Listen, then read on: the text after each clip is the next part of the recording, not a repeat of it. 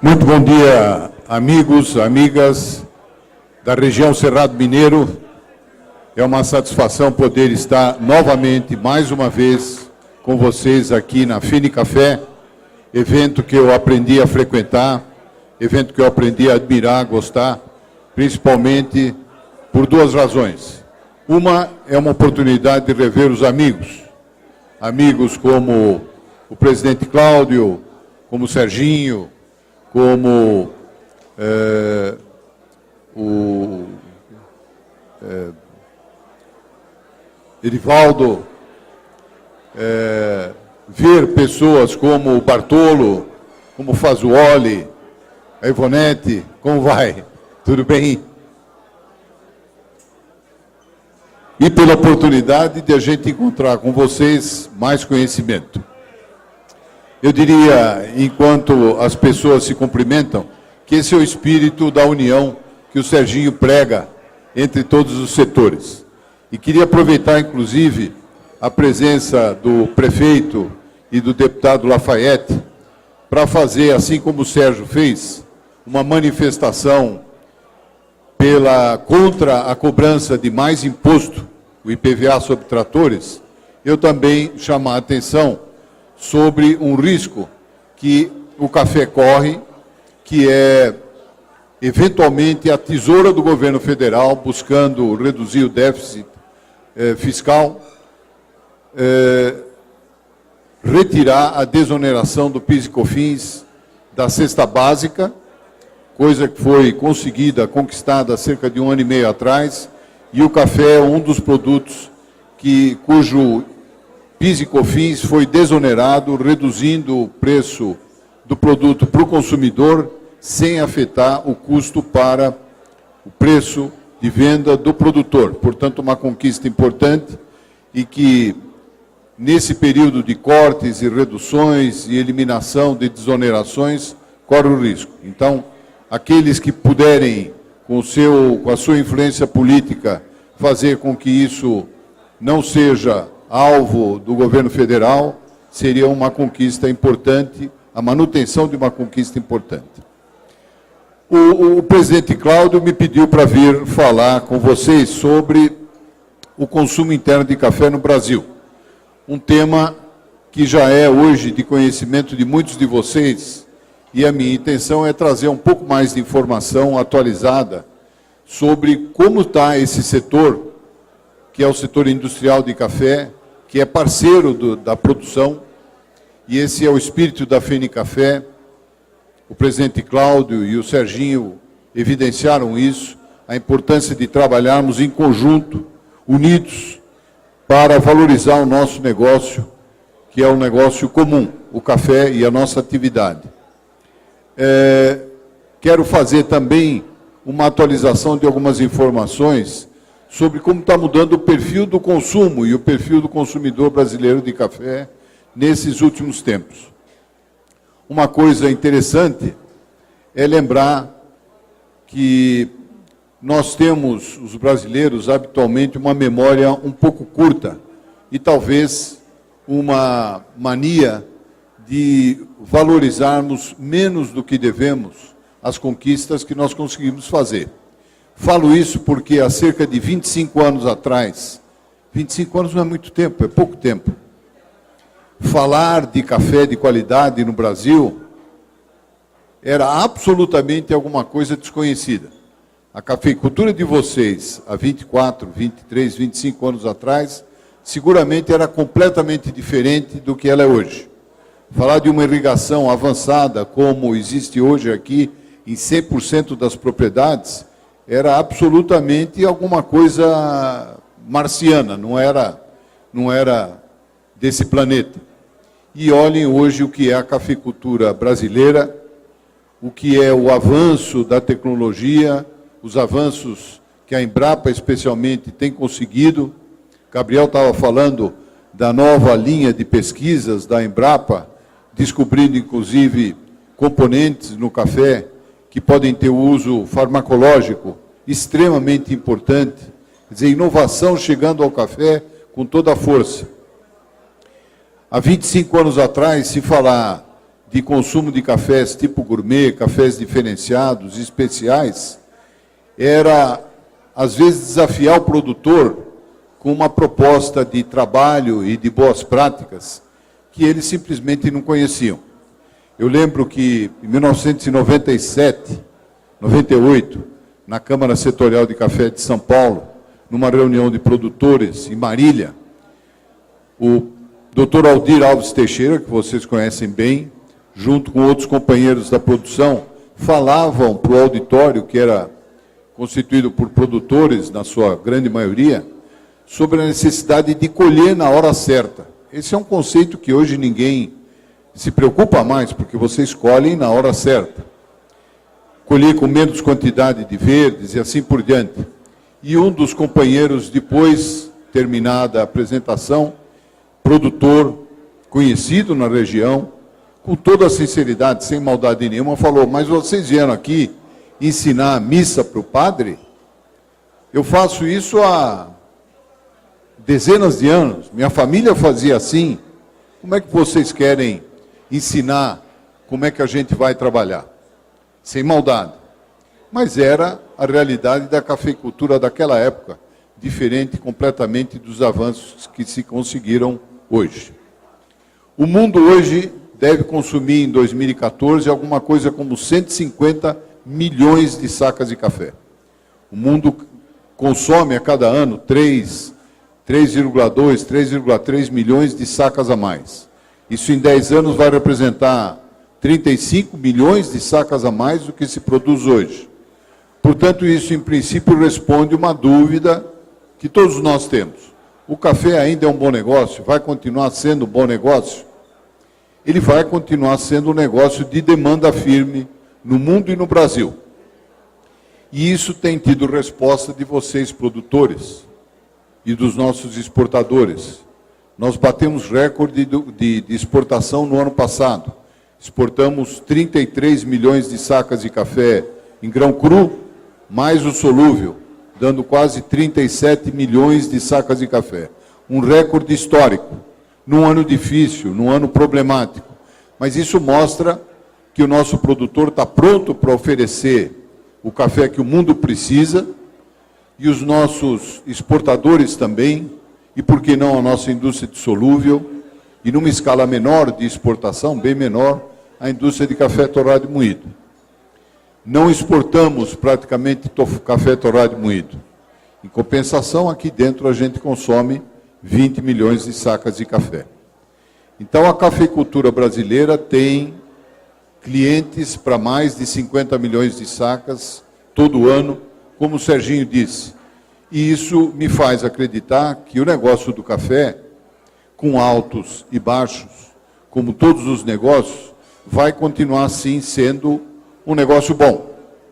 Hoje temos preços para o produtor melhores, não tão bons quanto a gente queria, mas melhores, se comparados com os preços de fim de dezembro de 2013, são muito melhores, quase o dobro, o que garante um certo fôlego e uma margem justa para o produtor continuar na sua atividade, inclusive melhorando a sua atividade.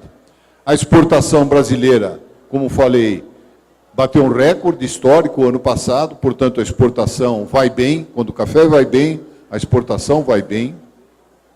A qualidade do café brasileiro, produzido em todo o Brasil, tem melhorado muito. Dos 33 milhões de sacas de café em grão cru exportado, cerca de 8 milhões de sacas, pelo registro do Secafé, são cafés considerados, que eles chamam hoje de diferenciados. Quer dizer, o café que o Brasil exporta não é mais chamado só de commodity. Uma parte importante deles são cafés diferenciados. Cafés que, sem serem especiais, são cafés de valor, de comércio, muito melhor. E desses 8 milhões de sacas, também como números do Secafé, mais ou menos 1,7 milhões de cafés especiais, com alto valor e preços tão altos ou mais altos do que os melhores cafés da Etiópia, do Quênia ou da Colômbia. Portanto, uma exportação que era uma coisa só, há poucos anos atrás, hoje já distingue qualidades. Isso mostra que tem mercado para o nosso melhor café e que o nosso produtor sabe produzir melhores cafés e está fazendo isso a cada ano em quantidades maiores e de maneira melhor. O bom de tudo isso também é que esses cafés não vão só para fora. Eu quero mostrar agora para vocês que o mercado interno de cafés de alta qualidade vem crescendo bem, e o consumidor brasileiro hoje tem a possibilidade de degustar cafés de altíssima qualidade, iguais aos melhores cafés do mundo. Verdade? Pura verdade. Principalmente quando for nuance. Muito bom. Vamos dar uma olhadinha, então, no que nós temos para apresentar para vocês.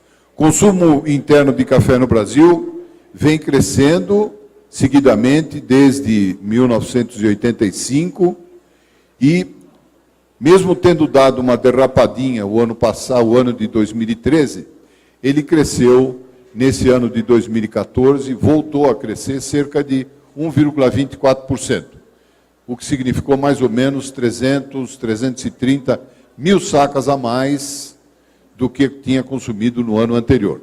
Um crescimento pequeno para a nossa pretensão, que imaginávamos crescer 3%, 2,5%.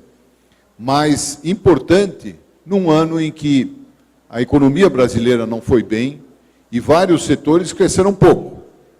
Então, o número de 1,24% de crescimento é um número coerente com a atividade da economia de parte do ano passado. Mesmo assim, nós temos um consumo de 20 milhões de sacas, que é mais ou menos 40% da safra. Safra brasileira são 45, 48 milhões, nós consumimos 40% disso, aqui no Brasil. Esse é o segundo maior consumo mundial, e eu acho que é por isso que o Cláudio e a Associação de Cafeicultores de Araguari me convidou para falar, com muita honra aqui para vocês, porque nós somos parceiros de um grande negócio, um negócio que consome quase metade da safra produzida no Brasil. O café tem um consumo per capita muito impressionante, esse número aqui é interessante, 81 litros de café por habitante ano. Quer dizer, se a gente transformar os nossos quase 5 quilos de café por habitante ano, isso vai dar mais ou menos 80, 81 litros de café por habitante ano. Tem gente que toma menos, tem gente que toma mais do que isso. Mas, de qualquer forma, é um consumo por habitante equivalente ao consumo na Itália, por exemplo, ou na França. O café, um número que é impressionante também, é uma categoria muito presente nos lares brasileiros. Em 98% dos lares brasileiros, segundo a maior empresa de pesquisa do Brasil, a Nielsen, o café está presente, né? Às vezes, nem todas as pessoas que estão no lar bebem café. Tem um renitente ou outro, mas o café está presente em 98% dos lares brasileiros e o crescimento do ano passado foi de 1,24%. E como é que está esse setor industrial? Está bem? Nós estamos dando risada, assim como se pergunta aos produtores, está bem o seu negócio? O nosso negócio vai bem de um lado, não vai bem de outro. E é importante eu poder comentar isso com vocês, que são produtores, para a gente conhecer um pouco da característica do parceiro. As grandes empresas estão evoluindo no Brasil. Na verdade, o crescimento anual das grandes empresas, às vezes, é superior a 10%, 2 dígitos. Mas essa não é a realidade de todo o setor. A BIC tem 450 associados, mais ou menos. E a gente tem controle ou monitora a atividade das empresas que não são associadas também. Porque aquele programa do selo de pureza coleta, compra amostra de café no mercado, e com isso a gente tem um banco de dados de quais empresas tinham café no mercado, que é para monitorar de fato a qualidade. Isso mostra para nós que nós temos, na verdade, 450 empresas associadas da BIC e 850 não associadas. São praticamente 1.300 indústrias de café que tem no Brasil, ainda é um número alto. Essas não associadas normalmente são pequenas, mas estão aí no mercado. E se a gente for considerar produtores de café que começaram a produzir como vocês e depois montaram o seu próprio negócio de distribuição do café industrializado, talvez a gente tenha mais do que 1.300. É um número grande ainda, mas está reduzindo muito rapidamente, porque, assim como para vocês produtores, o negócio da indústria de café está ficando cada vez mais profissional. Verdade? Mais específico, mais detalhado, exigindo mais gestão, marketing, conhecimento, tecnologia e assim por diante. Nos últimos 3 anos, o período 2012 a 2014, 130 indústrias fecharam, das 1.400 e poucas que a gente tinha, 9% do total de indústrias. E esse movimento, infelizmente, tende a continuar. O mercado vai ficando maior, mas vai ficando mais disputado. As grandes empresas são importantes em qualquer setor, e no café também, porque elas trazem tecnologia, elas trazem novos canais, elas trazem outros tipos de produtos, mas elas vão concentrando o mercado em mãos de menos empresas. Então, essa é uma tendência que a gente imagina que vai acontecer. As 10 maiores empresas associadas da BIC, elas sozinhas representam quase 75% do volume, e as 100 maiores representam 95%.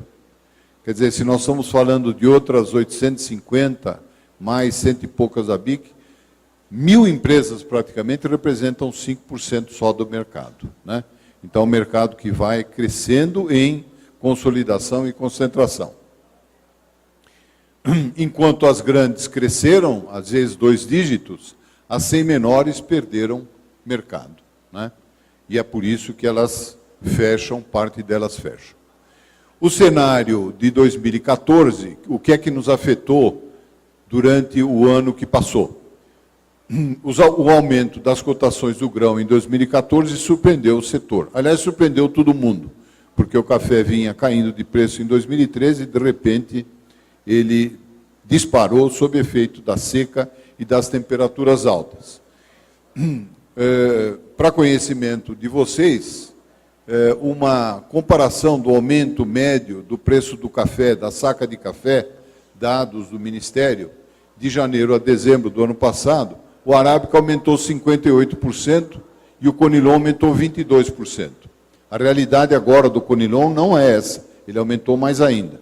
Mas o ano passado, em média, aumentou 58% o arábica, 22% o conilon. Enquanto isso, a indústria não conseguiu esse gás todo. A indústria aumentou menos de 10% os seus preços, em média, na prateleira ou para o varejo. E isso significa pressão de custo, né? Para a indústria. A indústria, toda vez que tem um aumento importante de preço do café cru, ela tem que acompanhar, porque senão ela fica fora do mercado. O repasse disso para os clientes, para o varejo, é sempre problemático. Então, hoje, a situação da indústria é uma pressão dos seus custos. A indústria realmente está muito sem gordura. Se tiver aumento na matéria-prima, como está tendo, por exemplo, no conilon, a gente tem que ir atrás de repassar isso para o preço final. Ou, eventualmente, a situação hoje se inverteu, o preço do conilon, em muitos casos, é maior do que o preço do arábica, e parte da indústria está começando um processo de inversão do blend, né? Deixando de utilizar a matéria-prima mais cara, um pouco, e usando mais arábica, né? Esse jogo de alternância do blend é uma estratégia absolutamente normal da indústria. O que a indústria não pode ficar é tendo que assimilar prejuízo sem poder repassar os seus custos. Para 2015, a gente vê um cenário onde os reajustes de combustível, energia, gás, câmbio, tudo isso vai pressionar os custos da indústria e, portanto, a indústria deve passar um ano trabalhando reajustes de preço pequenos para o consumidor. E quais são as tendências do consumo do café? Mostrando para vocês um pouco do que o consumidor brasileiro sente em relação ao café, como ele consome o café, e tipos de café e mudanças.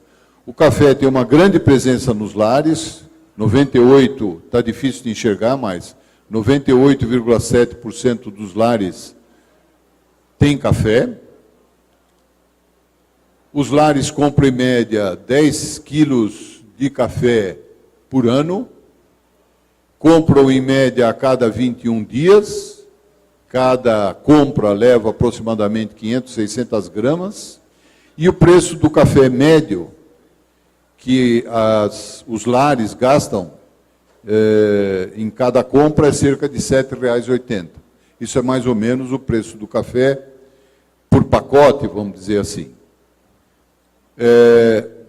As cápsulas, entretanto, representam uma tendência nova de consumo que não chegou a todos os consumidores, nem à grande maioria dos consumidores, mas que tem sido consumida cada vez mais, principalmente pelos consumidores da classe A e B. E isso aqui é a grande mudança que o mundo todo está vendo acontecer no consumo de café, na Europa, nos Estados Unidos e aqui no Brasil também. Porque as cápsulas representam uma inovação importante. É conveniência, é prático, né? E mesmo custando 20 vezes mais do que o café comum, ainda assim ganha adeptos a cada dia. Mas 20 vezes mais, é isso mesmo? É isso mesmo. Você tem um pacote de 1 quilo de café, custando aproximadamente 14, 13, 14, 15 reais na prateleira do supermercado. E com 1 quilo de café você faz mais ou menos, grosso modo, 200 doses a 1,50 são 300 reais.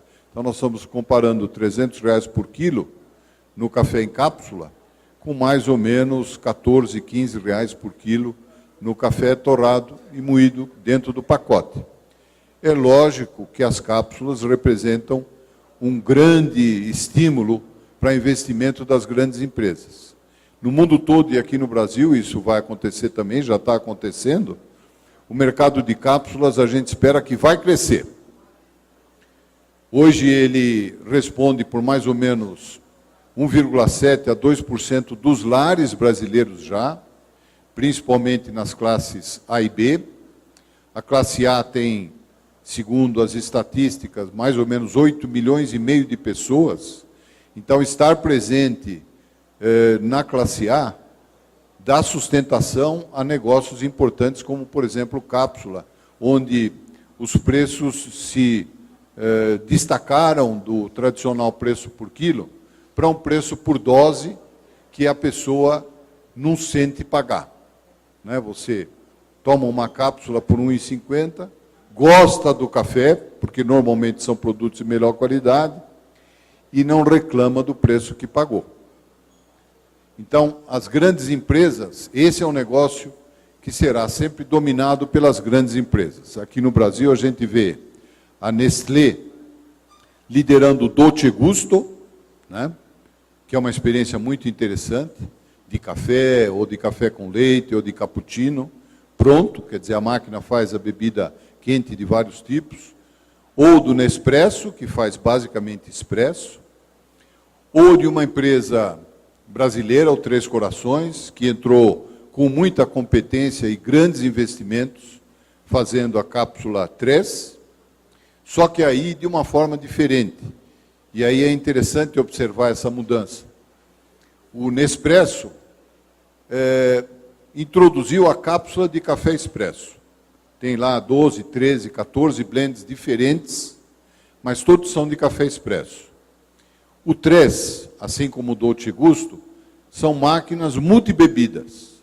Quer dizer, não faz só o café expresso, faz o expresso, faz o filtrado, né? Faz o cappuccino, faz o chá, faz o latte. Então, são máquinas que fazem combinações de bebidas. E agora, mais um mês, talvez um mês e meio, a Brastemp vai entrar com a máquina dela. Brastemp, uma empresa grande, importante, com grande potencial de investimento, com uma máquina que faz, segundo o que eles declararam para a imprensa, 21 bebidas diferentes. Faz o café expresso, faz o café filtrado, o cappuccino, o latte, o chocolate, o chá, suco, bebida quente, bebida gelada e bebida carbonatada, bebida com gás. Quer dizer, você vai ter dentro da sua casa uma fábrica de bebidas, né? E isso pode ser muito bom para nós, porque o café participa de uma boa parte dessas bebidas, mas tem que tomar cuidado, porque se o sujeito colocar uma cápsula, apertar um botão e sair um suco, em vez de sair um café, para nós isso não é bom não, né? Mas isso parece ser uma tendência mundial.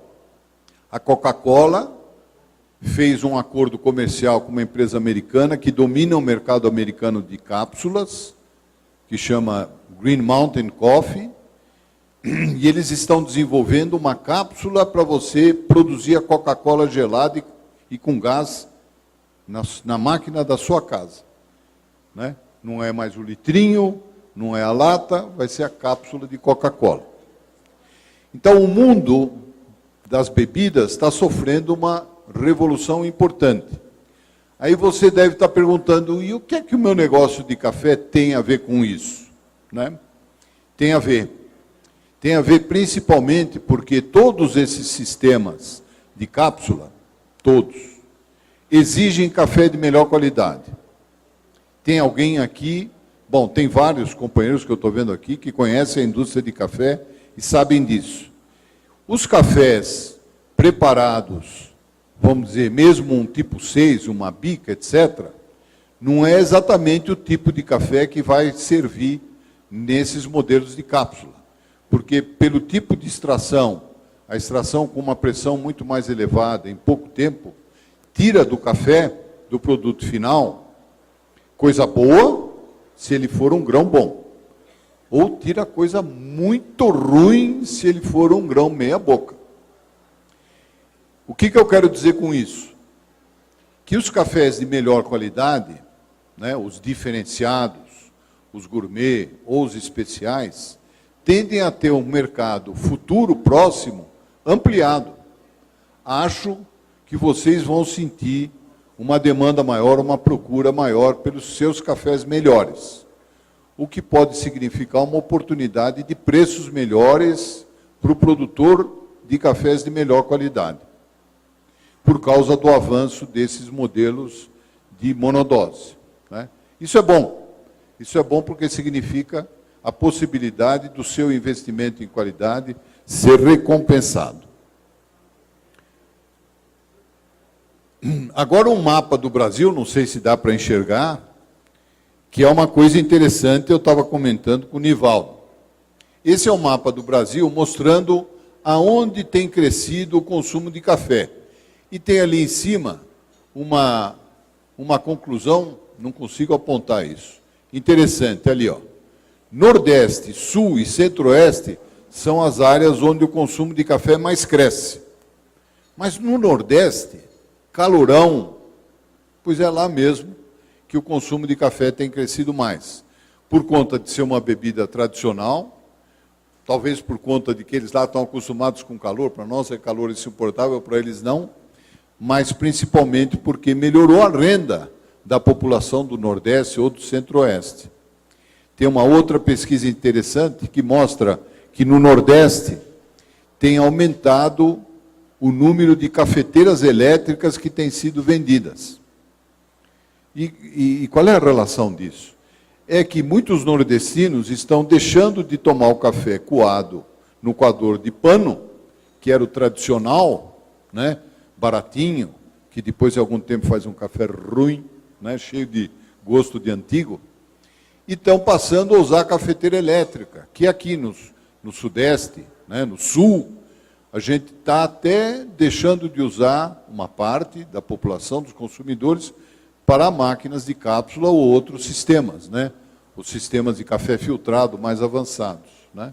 Mas essa é uma mudança que está acontecendo. Então, nesse Brasilzão, se você vai vender café lá no Nordeste, provavelmente lá o consumo de café filtrado, feito em cafeteira elétrica, vai ser maior, e o Nordeste está passando a ser não o lugar onde mais se consome café, mas onde mais cresce o consumo de café. Uma informação interessante: o café é bebido por quase todos os moradores de uma residência. A pesquisa mostra que as casas brasileiras têm, em média, 3,4 pessoas, é um número matemático, e que dessas 3,4, 2,8 dizem que bebem café regularmente. Ou seja, o café continua sendo uma bebida bastante consumida. E qual é o tipo de café mais consumido, né? O café em pó ainda representa o café que é mais consumido. No ano de 2013 foram 87% do café consumido foi o café em pó. Em 2014 caiu um pouquinho, 86,4%. Esse caiu um pouquinho pode não representar nada, mas ele representa talvez uma migração para outros tipos de consumo. Para o cappuccino, que está ali, ou mesmo para o café em cápsula, que aumentou de 1,1 para 1,7. São pequenos movimentos, né, de porcentagem, mas que podem estar mostrando uma tendência. Mas ainda o grande consumo, o enorme consumo, é do nosso cafezinho em pó torrado e moído.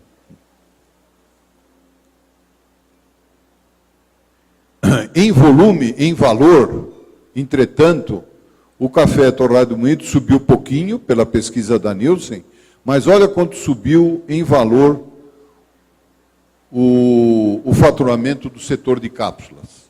É impressionante, 55% em um ano só, né? É isso que atrai as grandes empresas para o setor.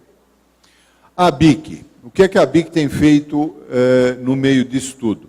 A BIC, na verdade, vocês sabem, procura consolidar sempre o movimento de aumento do consumo do café com vários programas de qualidade e de certificação.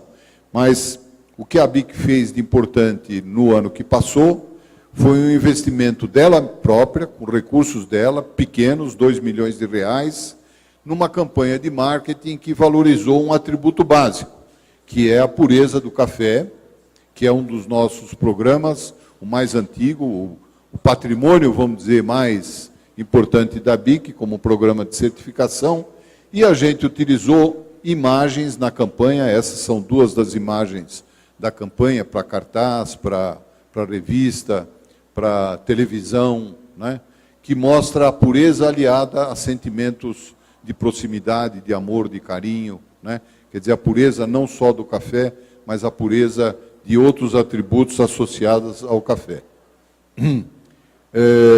Um pouquinho de propaganda nossa. Dos entrevistados nessa pesquisa da Nielsen, foram quase 1.400 brasileiros, o que está em verde ali, 78%, responderam que acham importante o trabalho que a entidade faz. E dizer isso aqui para vocês é chover no molhado, porque vocês são os exemplos de associações que funcionam, né? Que trazem benefícios, que funcionam, que são responsáveis pelo crescimento e pelo estímulo da produção. E perguntando para o consumidor se ele conhece os programas da BIC, olha lá que surpresa boa, 65% responderam que conhecem sim o selo de pureza. Um programa que tem 25 anos, não teve investimento em marketing nos últimos 15 anos, e mesmo assim ainda está na memória do consumidor.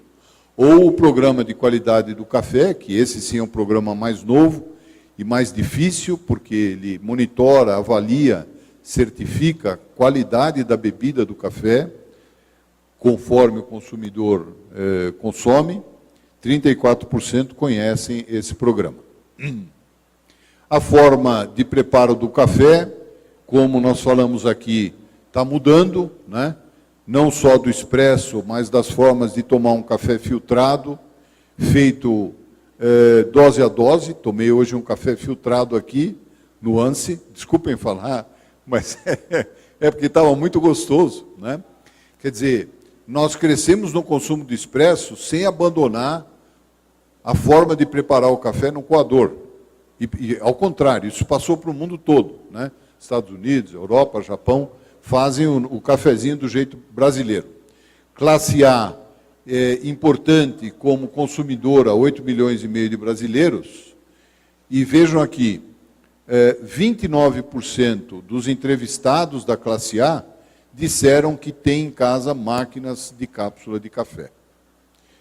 Por isso que para vocês é importante acompanhar o que está acontecendo nesse mercado, porque, repito, de novo, o café de qualidade que o produtor brasileiro produz tem uma grande perspectiva daí para frente, né? Por causa dessa forma de preparo que anda mudando.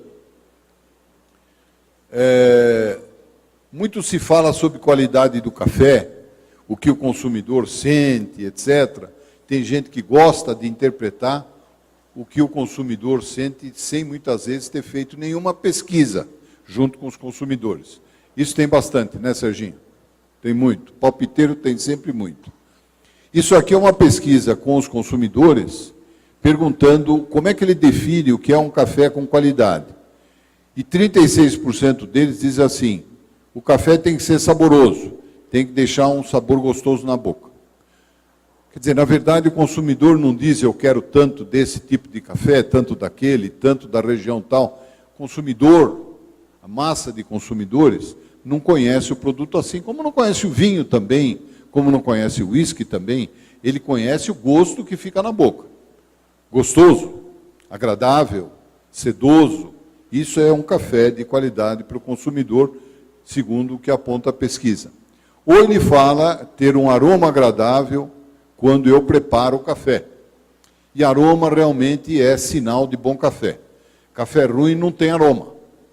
Ou tem um aroma desagradável. O café bom tem aroma gostoso, né? Então, o consumidor conhece, antes de ser educado, ele conhece o café dessa maneira. A gente tem que fazer, todos nós juntos, um trabalho gradual, que leva anos, de educar esse consumidor para ele conhecer o café segundo outros atributos. Corpo, equilíbrio, finalização, gosto prolongado na boca. Depois falar das regiões, ou ao mesmo tempo falar das regiões, para que ele aprenda mais, assim como hoje muitos consumidores de vinho aprenderam com cursos, com produtos novos, e com isso o consumidor vai se educando e consumindo mais e melhor. Agora, a gente fala muito de café gourmet, né? E vocês aqui, nós, falamos com muita intimidade, porque é isso que a gente trata durante uma boa parte da vida. Mas fomos perguntar o conceito de café gourmet, nessa pesquisa, com 1.370 consumidores de café, isso que a Nielsen pesquisou, e a gente ainda vê que um número muito expressivo, 63% dos consumidores não sabe o que é café gourmet. Isso significa que a gente tem muita coisa para fazer ainda para educar esse consumidor. Se essa pesquisa for concentrada na classe A, esse número de 63% cai para 41%. Quer dizer, na classe A se conhece mais o que é um café gourmet, o que é natural, né? São consumidores mais desse tipo de café. E aí, com relação a pagar, a gente fala tanto de café, o consumidor paga. Nas pesquisas, ele diz que paga. Aí tem 44% diz que está disposto a pagar mais, não diz quanto a mais, mas mais se ele receber como resultado um produto melhor. Na hora de pôr a mão no bolso e pagar mesmo, a gente não sabe se ele faz isso. Mas ele diz que faria, o que é um estímulo para produzir café de melhor qualidade. A maior quantidade de café ainda é produzida, é consumida dentro de casa, né? Dentro de casa se consome 67% do café e 33% fora de casa, no lar. Cafeteria, restaurante, no trabalho, né? Em casas, em lanchonetes e assim por diante. Banco, escritórios, consultórios. É um número importante, porque esse 33% já foi alguma coisa como 25% alguns anos atrás. Ou seja, o consumo de café fora do lar está crescendo. E ele vai crescer também na direção do uso de café melhor. O expresso, o sachê, a cápsula. Então, é mais um indicativo para todos nós de que o mercado, aqui no Brasil, caminha na direção da melhor qualidade. Aqui alguns dados curiosos, né? O consumo fora de casa é maior na classe A, entre homens, jovens de 16 a 29%, são quase 30%, começam a consumir café, os jovens, e idade superior a 30 anos, 32%. O expresso é maior na classe A, 52% declaram que consomem café, na classe B um pouco menos, as mulheres consomem 32% e os com mais de 50 anos, 38%. Terminando, eu queria mostrar para vocês um trabalho que é semelhante ao que vocês fazem aqui no Cerrado, desde há muito tempo, quando criaram o seu programa de certificação, e agora com a IG e depois com a denominação de origem, que todos são programas que, além de serem programas de marketing, têm uma vertente da parte técnica, que é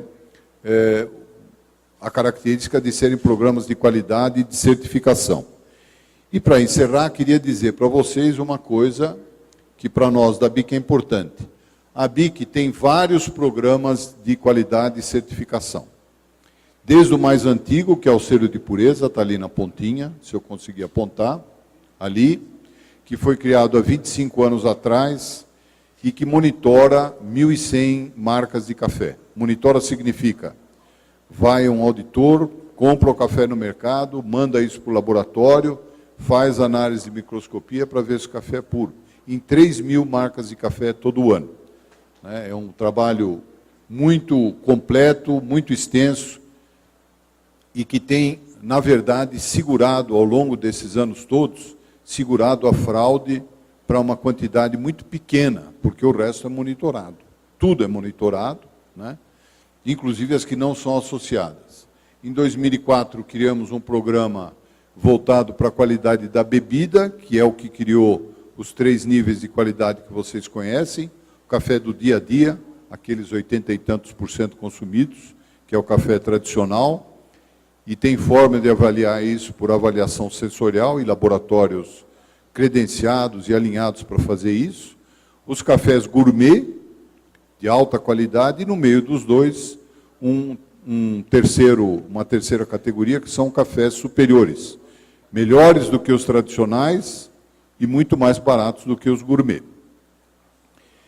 Esse programa, queria dizer para vocês, hoje, mostra que nós temos só na BIC, que é um programa voluntário, quer dizer, entra quem quer, ele monitora 155 marcas de café gourmet.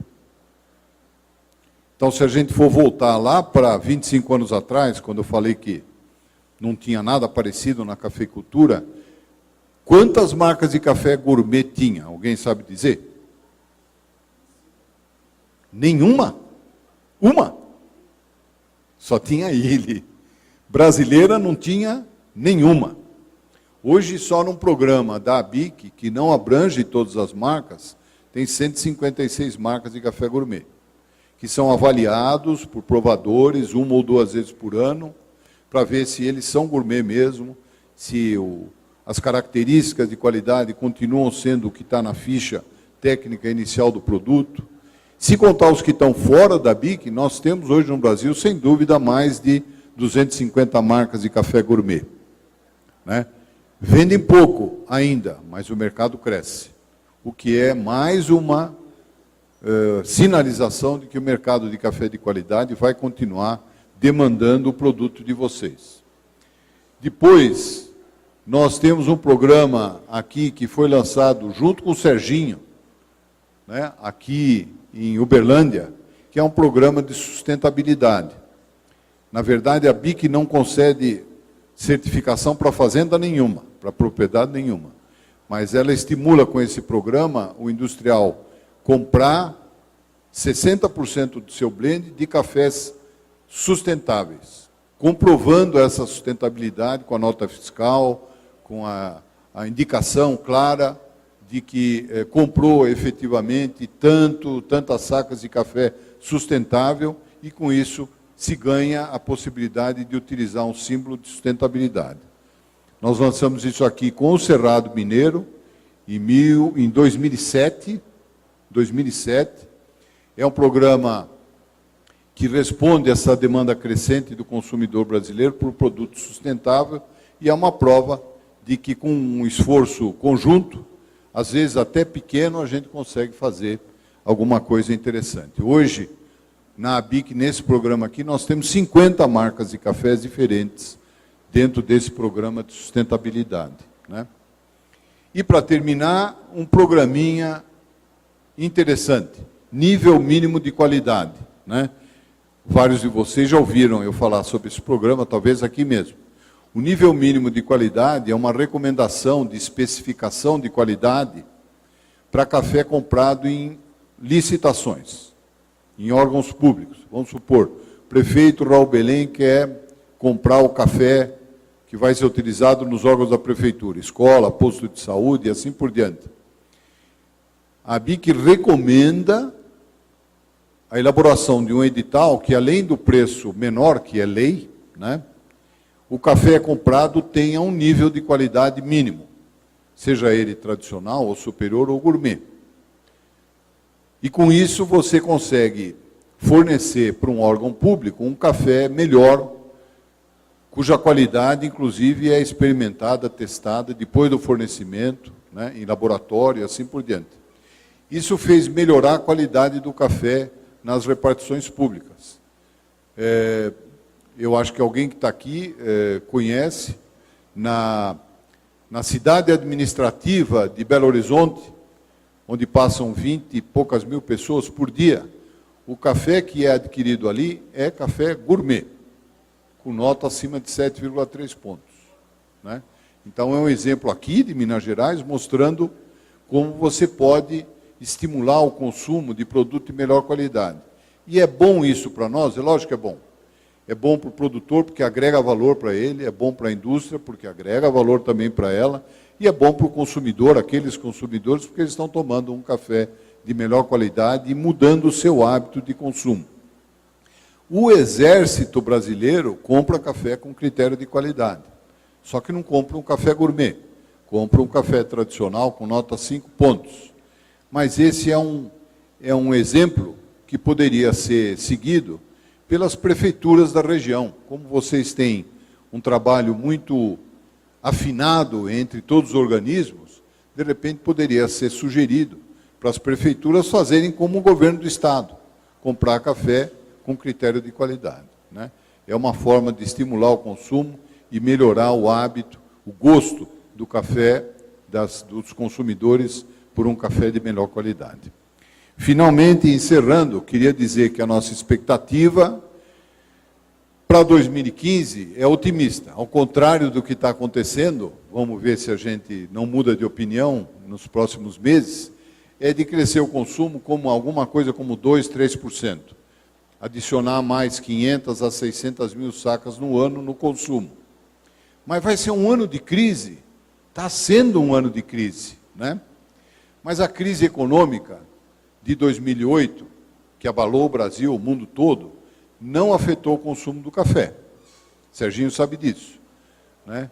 O café na Europa, nos Estados Unidos, às vezes mudou de lugar de consumo. Em vez do sujeito comprar um café de melhor qualidade numa cafeteria, ele levava o café para fazer em casa, de alta qualidade também. Então, a gente não acredita que a crise econômica perturbe o consumo do café. Vai, evidentemente, ter consequência em outras atividades. Mas a nossa expectativa é positiva. A gente pensa que juntos a gente pode construir para o café um ano de 2015 bom e os anos seguintes ainda melhores. Muito obrigado, foi um prazer estar aqui com vocês. Se tiverem alguma questão, evidente, estamos aqui para responder. Muito obrigado.